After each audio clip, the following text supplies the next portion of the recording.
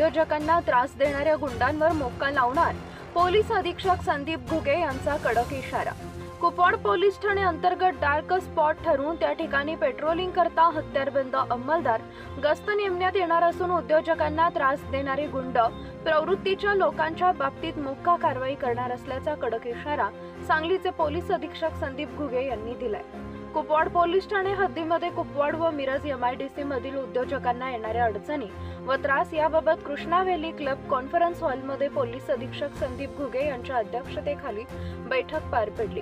यावेळी मिरज उपविभागीय प्रणिल गिल्डा, पोलीस उप अधीक्षक गृह तानाजी सावंत, स्थानिक गुन्हे शाखेचे पोलीस निरीक्षक सतीश शिंदे व कुपवाड पोलीस ठाण्याचे सहाय्यक पोलीस निरीक्षक दीपक भांडवलकर, प्रादेशिक अधिकारी वसुंधरा बिरजे उपस्थित होते।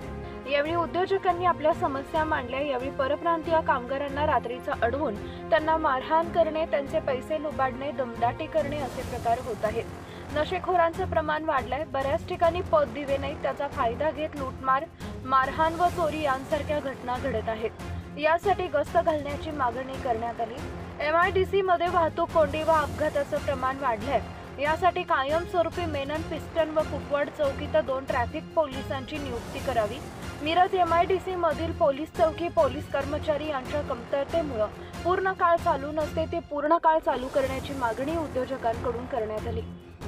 कार्यक्रमाचा प्रास्ताविक सहाय्यक पोलीस निरीक्षक दीपक भांडवलकर यांनी तर सूत्रसंचालन अमोल पाटील यांनी केले। यावेळी उद्योजक विनोद पाटील, अशोक कोठवळे, चंद्रकांत पाटील, अजय पोतदार, अनंत चिमड, संजय गुंडपकर, आकाश माने, विनायक घुडी, सदाशिव मलगान, अतुल पाटील, प्रशांत माळगे आदींसह बहुसंख्य उद्योजक उपस्थित